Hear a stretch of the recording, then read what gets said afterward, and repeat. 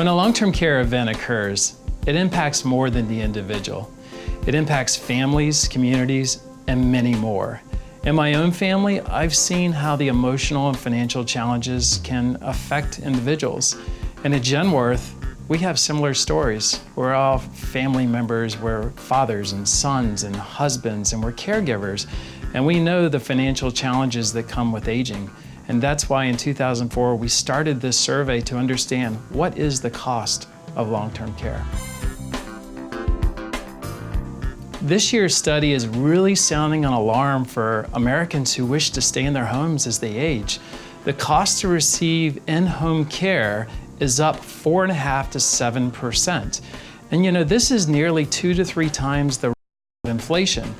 Now, the news for a nursing home, the good news is it's 1 to 2%, so it's relatively flat, but it's still $90,000 to $102,000 to receive care out of the home, whereas in the home, individuals can expect to receive or pay $52,000 based on 44 hours of care per week. You know, it's a continual theme that we're seeing with supply and demand. People are living longer. And as the baby boomers, 10,000 are turning 65 until 2030, it's reported that 7 out of 10 will need some form of long-term care support services.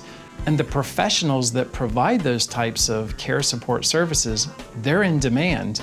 But yet in the industry right now, there's pressures with wages and minimum wage and regulatory changes of how that's impacting these agencies. And lastly, with increased operating expenses comes increased cost. So eventually what that means is that consumers can expect to pay more for their long-term care. The centerpiece for our cost of care survey is our award-winning interactive cost of care tool. It features the cost of long-term care in all 50 states, including Washington, D.C., and it covers 441 metro regions. And with this tool, individuals can find out what is the cost in my location on an hourly, a daily, and a monthly, and an annual basis.